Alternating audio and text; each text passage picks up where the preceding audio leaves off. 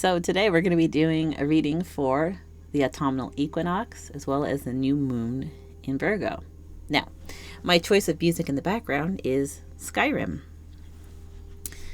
And for those of you that aren't familiar with Skyrim, it is a video game IP created by Bethesda. I will link it down in the description box below, as well as maybe including some channels that have really beautiful ambient music from Skyrim. Their arrangements are lovely, and I didn't just pick it because I love the video game and the composed music is so beautiful. It's because something that happened earlier this morning that I do think resonates with the reading that I'm about to get into. So, earlier this morning, I got up maybe around 4 a.m., woke up a little thirsty. I navigated my way, bumbling through my living room, trying to avoid the cats. And I looked out into my backyard and I saw the moon, which is always lovely to see, to say hello. But I also saw something right next to the moon that seemed sort of bright, even through our cloudy sky. And I thought, wow, that's a really bright star. I got my water, I went back to my room, and went back to bed. When I woke up this morning to start my day, that image was still in my mind, and I was like, why am I still focusing on seeing this beautiful moon as well as this little, or what I perceived was a bright star? And so when I looked into it, I actually may have been seeing the planet Venus, because from what I understand today, at the time that I happened to wake up, you would have been able to see Venus shining alongside the moon, which I thought was incredibly poignant because the moon is my intuition and Venus represents love. And how it connects to Skyrim, it's a little bit of a story, but hang with me. In Skyrim, there are two moons. One's named Masser and the other is Secunda.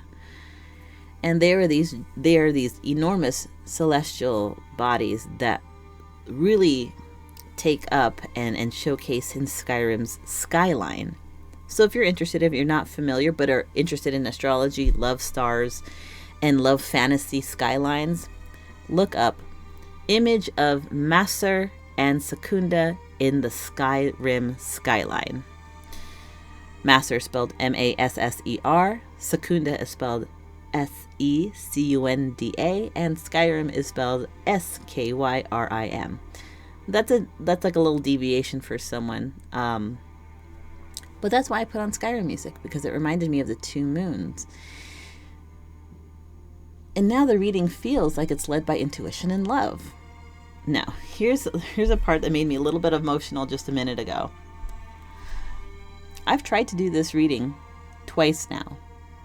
And twice now I've done 2 full 50-minute videos. The first time I assumed that I forgot to press record. And I was like, you know what? Let's just persevere. And so I pressed record again. I cleared up my space. I cleared it with my Palo Santo. And I started to do another read. And I know I pressed record. But lo and behold, when I went to the end of the reading, it shows that nothing was recorded.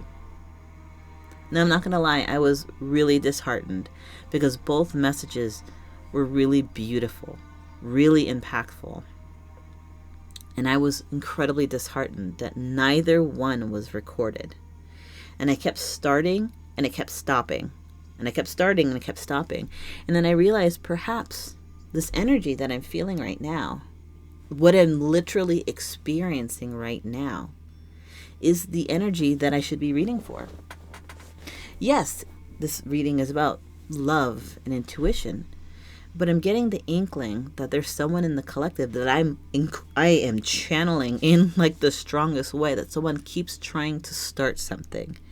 And every time they try to start something, something falls through, or something backfires, or something stops or delays, or something along the lines of that. I apologize for any back noise with the neighborhood. But it feels like, and the amount of disheartenment, the amount of disappointment I felt, where I was like, oh, the message was so beautiful. Why to the energies that I work with, why would you give me such a beautiful message and not allow it to record? If the first one, I know that I forgot to press record, but the second one I absolutely pressed record. Why did it stop recording? I can only speculate that it's because I'm encapsulating the energy of disappointment that someone is feeling. Someone who keeps trying to start something, move towards something, thinking they've done everything right, and then maybe second guessing themselves. Did I press that record button or didn't I?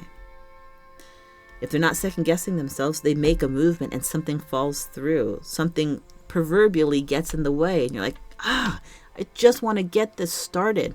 Why did this have to happen now? And here I am at my third attempt trying to do this reading. And this will be my last attempt. If this does not record, then simply the message wasn't meant to be. It wasn't meant to be out on YouTube yet. But this message is meant to be for those experiencing the energy of the full moon in Virgo with this partial eclipse during the autumnal equinox. So, pardon me if you see me reach over, because I will be constantly checking to make sure that this is still recording. The one thing I did do was save the cards that I originally pulled at the very beginning, before any of those readings came to pass. These were the first cards, and I don't want to let go of this, right? I don't want to let go of this. And is that even in the message as well? There's something that I want to relay. These cards are so important to me. I wanted to make sure that the message comes through correct, that I keep reading from the book, and I keep wanting to show you these cards that came out. And is that part of the reading? Is part of the reading releasing a sense of control? Is the reading meant for people who are trying to make sense of something that you need to trust with your intuition? So, I am going to put that book aside, and we are just intuitively going to read these cards. Okay? Sorry about the the extended intro, but I had to give context for why this feels so pertinent. This is the third time I'm doing this reading.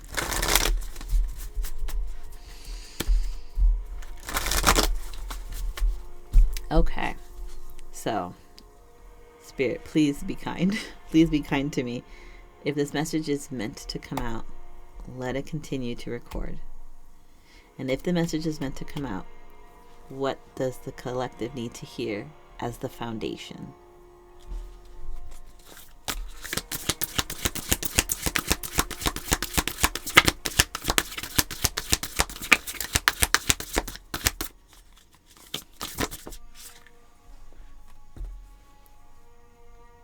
Face your fears.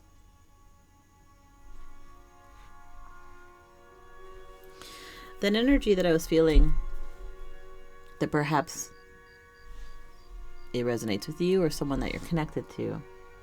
The feeling of every time I try to start, something stops it.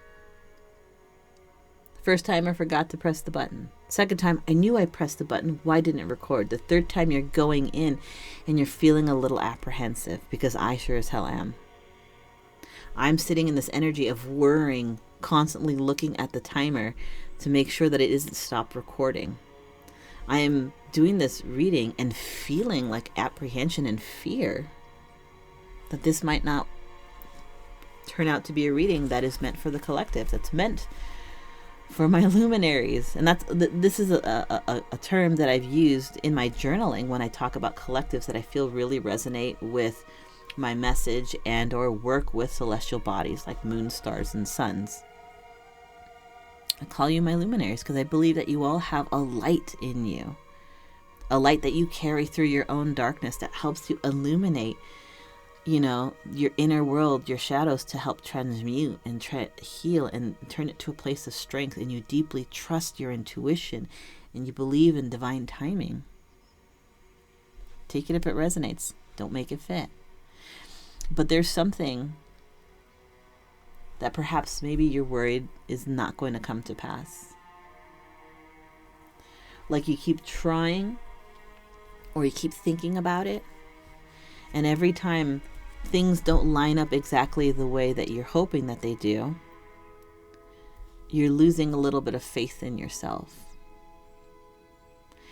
And it feels like the universe is trying to tell you, and even me, that it's not a matter of it's not the right, time. It's you have to release a sense of control. Divine timing, right? We understand what that is. Facing our fears also is recognizing that sometimes some of the most poignant or important things that need to happen in our lives, we can't force it to happen. Like I'm sure, I'm not the only one who feels like, oh, I wish I could deeply meditate and face my inner shadows and have them illuminated and transmuted this weekend. That would be great. That would be amazing if I can make that happen. But I know it's going to take time.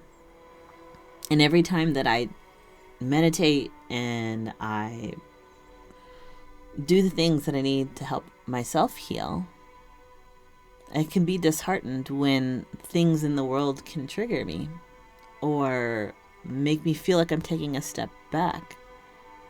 And sometimes you have to face your fears and recognize it's not about never feeling triggered or never having something bad happen again, or something that you don't want to have happen, something you didn't intend to ever happen again. No, that's not the point of healing. The point of healing is fortifying yourself so that when you do experience disappointment or loss or disillusionment, that you don't crumble at the seams, that you recognize this is something that happened. I have to look at it for what it is. I have to allow it to move through me. I have to feel it, respect the feeling, and then let it go. Not to let it hold you back.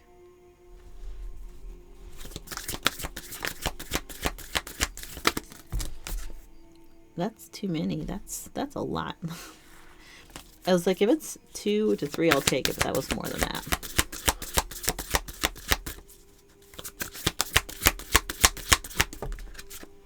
Okay, so then we have law of attraction. I'm hearing something about once you stop trying to control something or make it work the way that you want. And this goes hold on, how do I say it? This goes for not just things that you want to happen, like, oh, I want this job opportunity, or I want this particular abundance, or I want this particular person in my life, and you're trying to force this to happen. You're trying to move the proverbial pieces for these things to kind of land in your favor. If it's meant for you, it will come to you. But it also goes for things that you don't want. Maybe you're like, I can't take that job. I have too many things on my plate right now, and the job that I'm at is fine, even though the job that is being offered to me pays more money, has better benefits, but it's a little bit farther away from. I can't do that. Or maybe there's someone who's moving towards you in love that you're like, I can't focus on this love right now. I can't. I have too much on it. What is meant for you will always find you. So if you're meant to miss that job opportunity or if you're meant to miss that job opportunity, it's not because you're not worthy of it. It's because there's something else in line for you. If you are avoiding your feelings about someone and says, I don't have time for a relationship, I can't do this. No matter how much you try to push that person away, if that person was put in your life to teach you something, whether it be self-love, self-acceptance, love in general, that person will always find you. They may fade to the background. You don't hear from them for weeks, months, or years, but they will always come back, because if they're meant to be in your life, they are going to be a part of your life to teach you whatever lesson you need. Acceptance, self-love, release, surrender. Maybe even quite literally the law of attraction.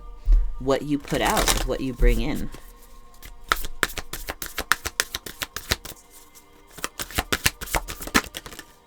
So we have 2 cards.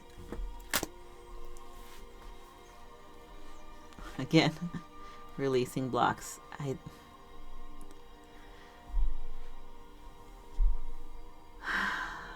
I'm gonna be real. I feel like a sinking feeling, and it's not just because it says falling moon, but that sinking feeling in the sense of like lowering the wall, not lowering your boundaries, but lowering the wall, because there's a difference between healthy boundaries and isolation.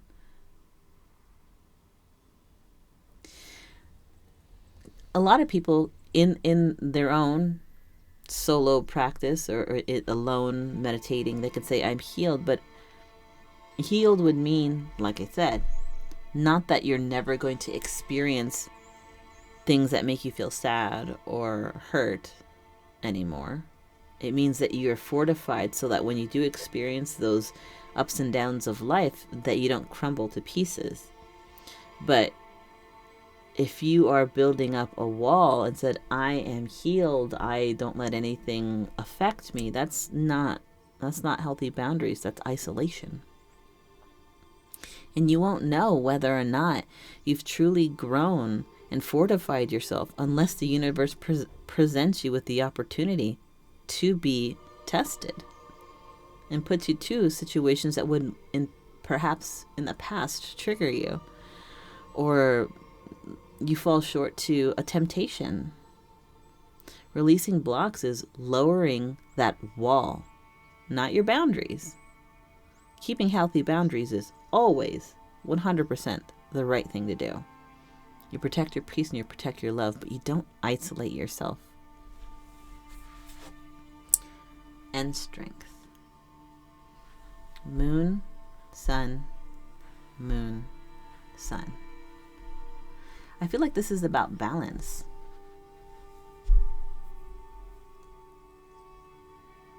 Whatever endeavor that you're fearful about, are you afraid of rejection? Are you afraid of what vulnerability will bring? Are you afraid of success or uncertain of success?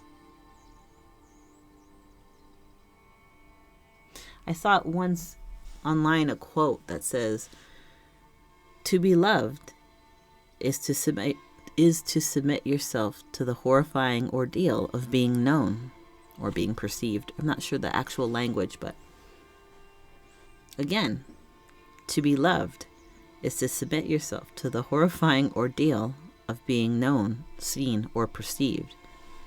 If your fear lies in rejection, if your fear lies in people actually seeing you for who you are, if your fear lies in, would they accept me back? Would they hear my apology? Can I mend this? I feel like that has a lot to do with your ego. The parameters that life has put on you that says that you have to be this, do that in order to be happy, healed, and a productive member of society. Facing your fears doesn't make you weak, it makes you strong. Like, I know you know that. And if it's about apologies or reconciliation, no one is asking for perfection. They're just asking for accountability and to be vulnerable. Law of attraction, I do feel like how you feel about something colors how it appears in your world or in your reality. If you are looking at a situation in which you're trying to accept love or receive love or apologize or any of those things, if you put forth in the universe, oh, it's never going to work, they'll never accept my apology. It's not even that it won't work or that they won't accept apology. You're just talking yourself out of even trying. So you have to lower those walls, not your boundaries. Boundaries are healthy. Having good, healthy boundaries is important. But you got to get rid of that 10-foot cement wall that you've put all around you. It's not protection, that's isolation. You can't know whether or not you've learned or healed or grown until you're, experiencing life and in situations that may, at one point in your life, have led you to feel hurt or triggered. And again, it's not that you won't, but it's how you respond. It's how you process. It's how you transmute. Through that, you'll gain strength. So there's some sort of cosmic deadline that this autumnal equinox, this eclipse, this new moon, all culminating, all bottlenecking into one energy that's making this person really kind of nervous to face their fears or to do the thing that scares them, to reach out, to apologize, to step into a new situation, to leave a relationship, to start a relationship, to move out of the family home, to move out of state, to take that job overseas. You see what I'm saying? So let's go ahead and get some tarot to see what Spirit has to say. Oops, this card's upside down. Hold on. Okay. What Spirit wants to tell the collective. So we have 2. So first one we have is the 4 of Pentacles. I just got done saying, don't allow this wall to continue. Holding healthy boundaries is good. Having a 10-foot high wall that's like 10 inches thick of just cement, that's isolation. The 4 of Pentacles is about protection. It's about kind of keeping to yourself, and depending on the energy and the cards around it kind of dictates which way this energy goes. And I think it's actually both. This is that moment of transmuting or recognizing that those walls aren't protection, but boundaries are. Walls are, I'm just saying in like the most literal form, walls are these physical things that are around you. Boundaries is what you enforce. So it's the same as you're standing on one side of this cement wall and someone is on the other and they're hurling insults at you. And you can't hear them because it's a 10-foot wall that's 10 inch deep of cement. It's all muffled and you can't really hear. That's not healing, that's isolation. Boundaries are where there's no wall and this person is saying that to you and you simply don't engage with that energy.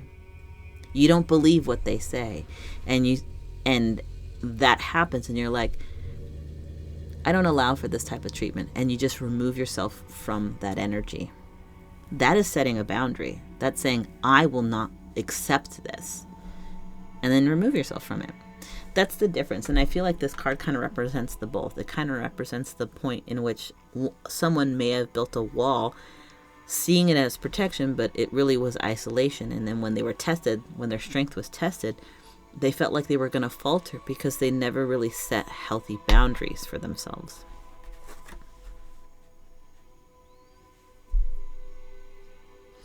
So now we have the 9 of Wands. This is about resilience. Quite literally going from building a wall, a literal cement wall, to removing the wall but keeping those boundaries. Those boundaries that you keep teach you resilience, teach you strength, teach you to protect your sacred and sovereign energy. It's not always easy. There will be challenges. But the 9 of Wands for me is about resiliency. That even if it's hard, even if the path is rough, even if you're tired, you persevere because you know it's for your own personal benefit and betterment.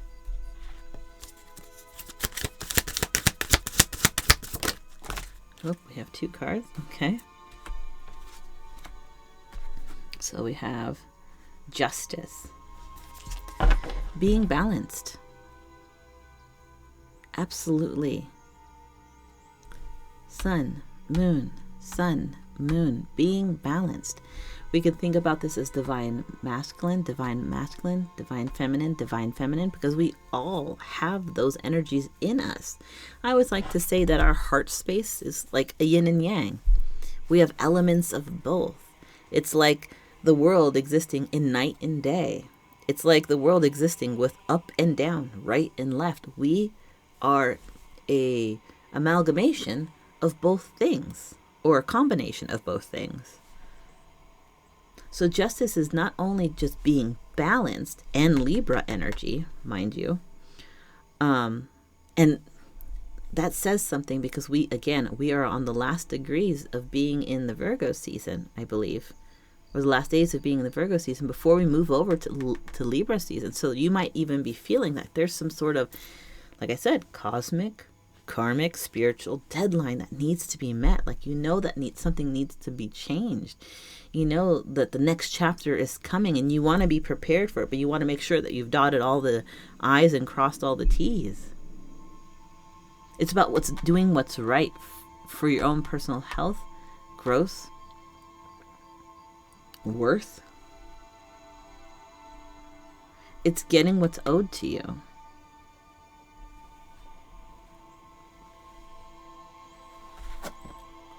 Then we have the Page of Wands in reverse. Page of Wands in reverse is an energy of being apprehensive about taking action. It also can be, because the Page of Wands as well as the Knight of Wands can be a little bit impulsive. It may even be not necessarily not wanting to take the action, but wanting to be very, very measured in how you take the action. Maybe almost obsessively so. Like, you want to make sure everything, and again, if you're a Virgo during Virgo season, you all are great planners and organizers. But in like shadowy energy, it can be a little nitpicky, and everything has to be right. You're overly judgmental of yourself. So it can be not necessarily you don't want to take action, but you want everything to be absolutely perfect and everything to line up before you make this action, before you say the thing, before you give an apology or confess or profess feelings. But again, I'm sorry about the outside noise. So sorry. But this is not about perfection. This is simply about showing up, wanting to make the effort, wanting to do the thing, wanting to face your fear, wanting to do the thing that you've been worried about, or that you've been planning about, or that you've been thinking about for a long time. For a long time.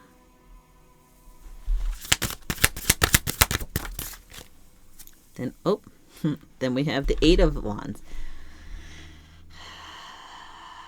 Okay, so you were wanting to wait for everything that's like perfect and everything's in alignment, and it doesn't require that. It just requires communication. It just requires you to be present. It just requires the effort of extending maybe the olive branch, picking up the phone, sending a text message or an email, however it is to break that ice between you and whatever you feel like you have to make everything perfect before you hit this deadline. And I'm feeling this energy. I can't remember now if I said it in this reading or the two other readings that I did before. I feel like this energy kind of extends from now all the way through November. So this energy of wanting to take action, but being really, really meticulous and being very, very organized, and all to the point of being nitpicky and being a little bit judgmental of yourself, of how you're doing that. It doesn't require perfection. It requires effort. It requires showing up. It requires presence, some vulnerability, and communication. Communication. So Ace of Pentacles. The stability, as if you are a Virgo or an earth sign and feeling kind of this pressure to want to reach out or fix something, but you need it to be absolutely perfect, and am I healed enough, or have I done the right things yet before it can actually move forward with it? Again, it doesn't require perfection. It requires action and communication in order to start the process of creating stability. Stability isn't something that just happens overnight. It's built. It's fortified. It's reinforced. It's grounded. I can't think of anything currently that comes to mind right now, and I could be wrong, but just for the point of this reading, I can't think of anything that gives immediate stability. I keep thinking about building houses for some reason, and that's why I'm like, nothing can give you instant stability. Everything takes time to build, time to grow. But you have to state your intent, whatever it is. I'm feeling the need to grab some oracle cards for the collective. And I'm going to... What cards do I want to use for that? I feel like... I wish I knew where my... I'm using Skyrim cards, so I kind of want to use like my dragon cards for... Oh, there they go. Okay, sorry, I found them. Be right back. I was going to say, where are they? But they're right here. Looking me right in the face.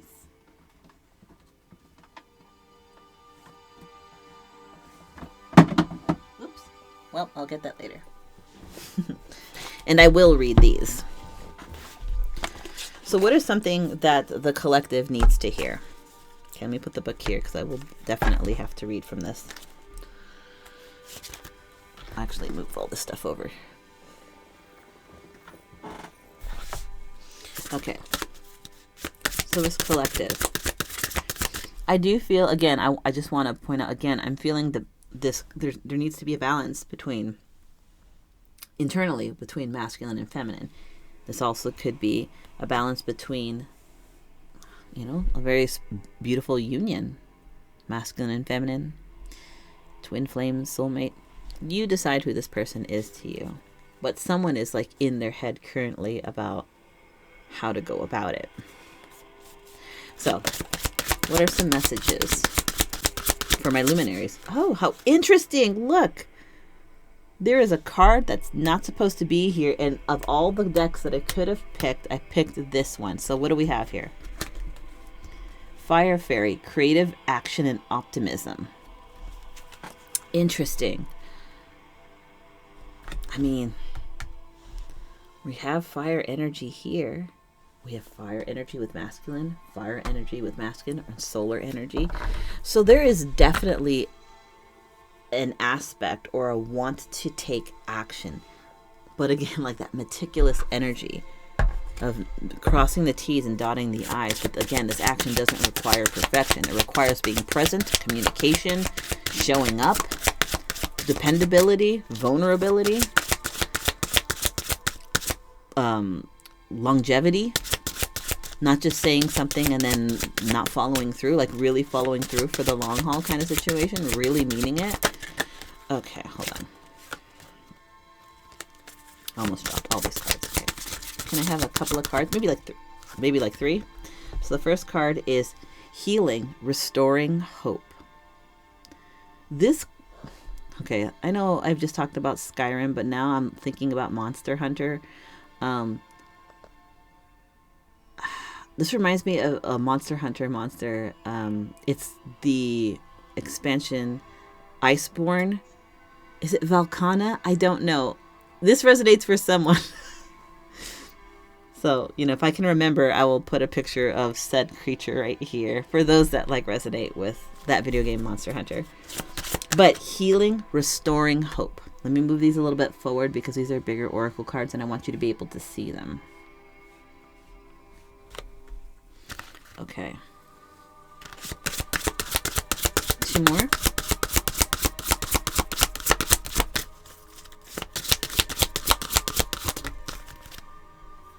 Then we have inspiration.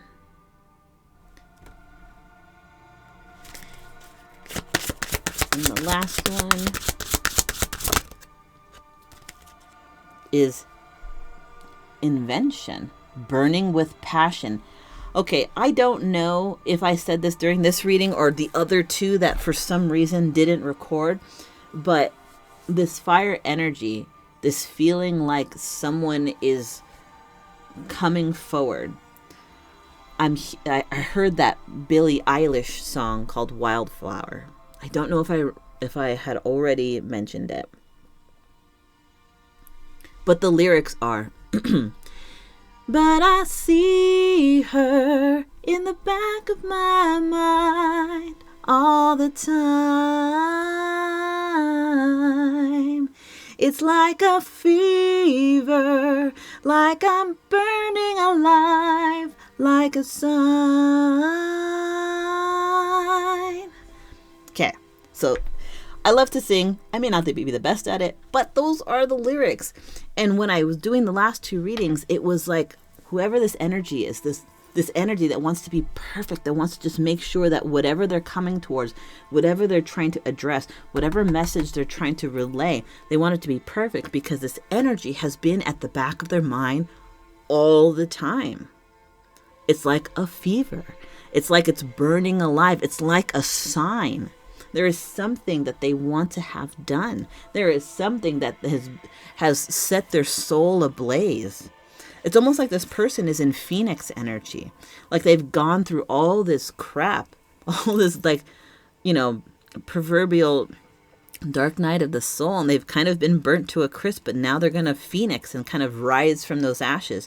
And that deadline, I'm not saying that it's a true deadline, but what I'm saying is this person feels like this pressure, this incentive, this push to do this, to reach out to this person that's constantly been on their mind, but they're trying to make it absolutely perfect. But what if I'm not ready? What if my apology isn't accepted? What if they don't want to talk to me? But I don't think that is the case. I think what needs to happen is communication and face what you fear.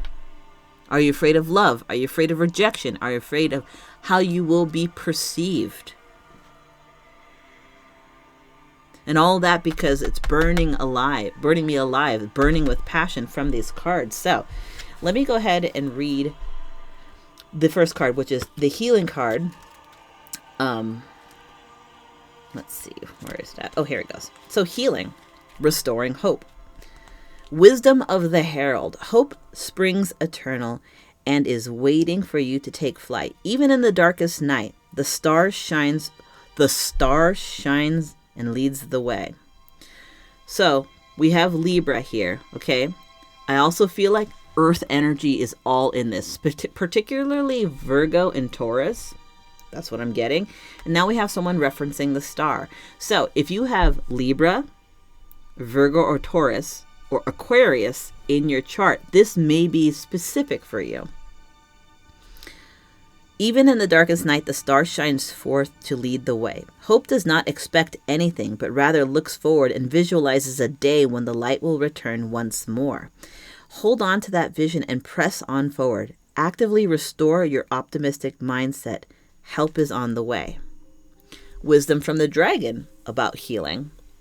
Healing will come in its time. Even when things seem the bleakest, and when you allow yourself time to heal, you will be refreshed and restored into new life and vitality. Tend to your wounds, learn your lessons, and actively take steps to heal and rebuild as you press on to a newfound restoration. Restore, refresh, rejuvenate. Can you think of a time or an area in your life where you lost hope? Restore that hope in your heart each day as you actively engage in healing process. Build each night and look to the stars, again with the star, Aquarian energy. Look to the star and as a reminder, even when it's dark, there is light that still shines. Now we'll go for inspiration.